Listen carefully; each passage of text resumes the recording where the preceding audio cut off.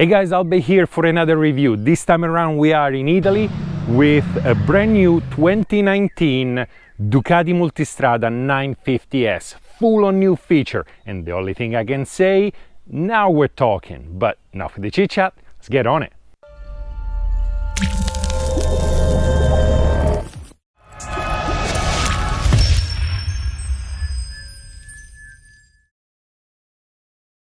So finally Ducati got their 950 Multistrada and actually added a bunch of features that I can only say they were due for a long time. The problem of the old Multistrada, the 950, was always that it wasn't quite up there. It didn't have all the premium feature that the big brother had.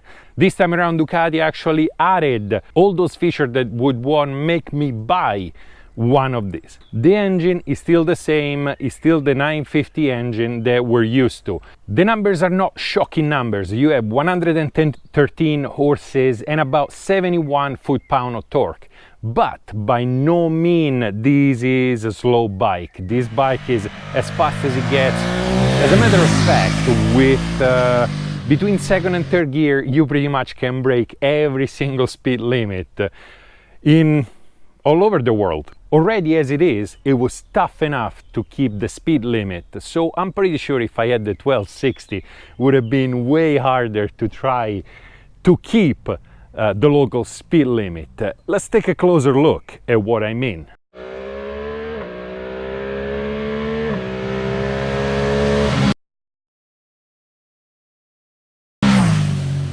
The weight is still the same. You still have 507 pounds, about 330 kilos, and you still have the 5.3 gallon tank. 5.3 gallons is quite a bit of fuel in there, and the weight is with the fuel on it. What you get this time around that you didn't get before, it's a 19-inch front wheel and a 17-inch rear wheel. You can actually opt for the little bit heavier spoked wheel, which are a premium, so you gotta actually pay more for it, but they are tubeless as well.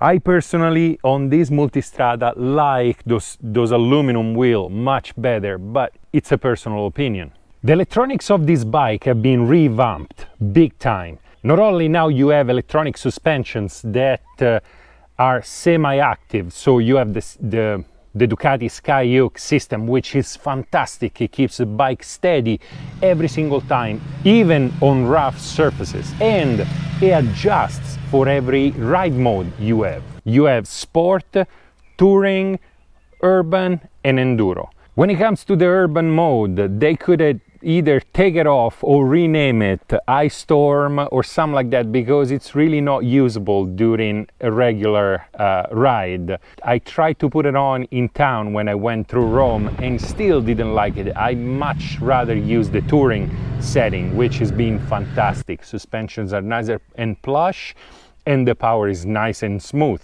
The riding mode not only adjusts the suspensions, they also adjust the traction control, the ABS. Because of the new system, the bike also has cornery ABS, and on top of that, this cornery ABS actually deletes the turn signals for you. So you put on the turn signal, enter a turn, as soon as the bike comes back straight, the turn signal gets deleted. Because this bike is so heavy in electronics, you can actually adjust and decide everything. You want the turn signal to auto-delete, you can set it up, or you can leave it normal. You want the screen to auto-switch from day and night, you can do that. You want it to stay on day mode, you want it to stay on night mode.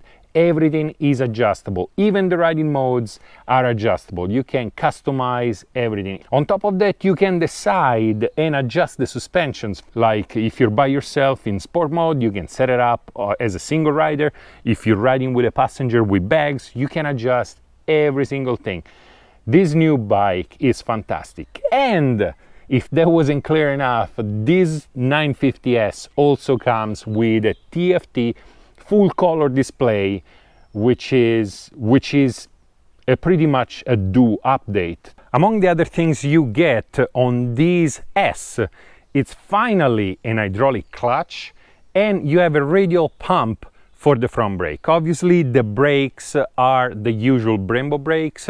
They're not the M50, they're one step down, but still it's plenty of power to stop this beast. Another feature that you get is the cruise control. The bike has full cruise control, and I assure you it works great. I used it plenty in those past few days and I loved it. On top of that, you get LED headlights with actually a cornering feature because the new inertial platform on the bike. Also, you get finally a keyless system, so you don't have to put the key in or anything. Just tuck it in your pocket, open the bike, push the button, and off you go. It's very, very convenient. Another brand new feature for the 950 is the quick shift up and down. Now the quick shift, it's flawless if you are in the high RPM range.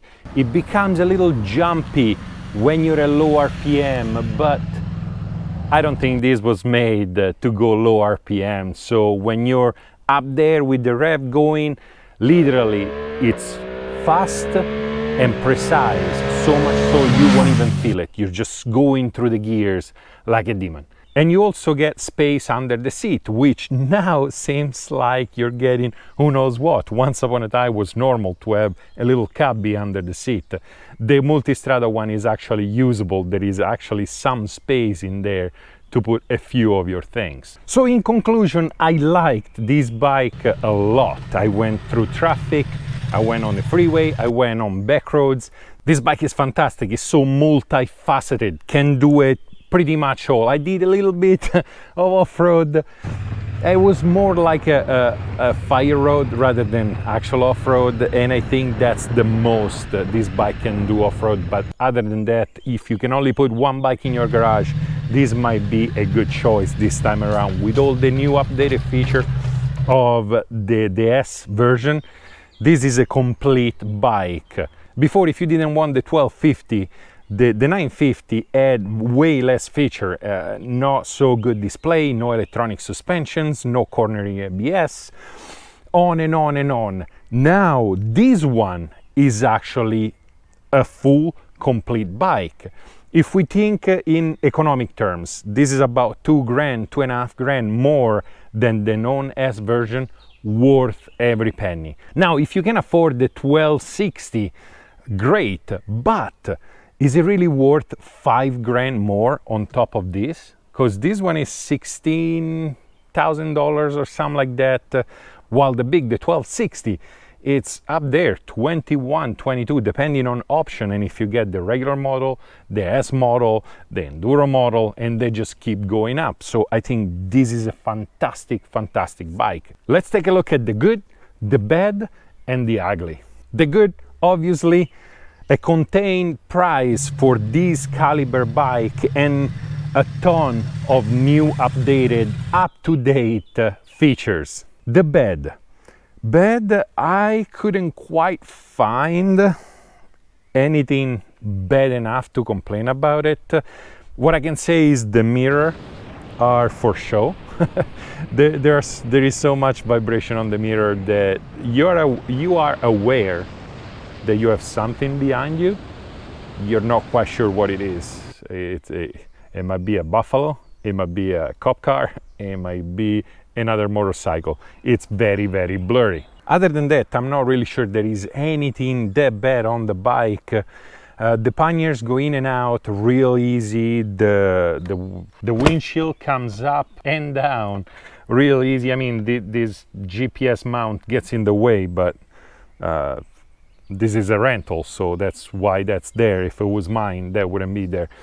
The only other thing I can think of is the pegs. The rubber on the pegs kind of every once in a while comes off, so if you don't pay attention, you might lose it. When it comes to the ugly, I can't really find anything. I didn't have the bike long enough to find anything that was so bothering that you can consider ugly. As I said, the bike looks pretty good. The rear of the bike is nice and flowy. The front of the bike is very imposing and very aerodynamic. So I'm not quite sure if there is anything ugly on the bike. I'm pretty sure most of you gonna have different opinion on that because this is a very polarizing topic on the Multistrada. So that's it for today. I'm enjoying this 950 so much. I want one. I want one bad. It's really a lot of fun in every situation. But if you guys like the video, if you love the video, subscribe. As always, if you want to support the channel, check the support link down below.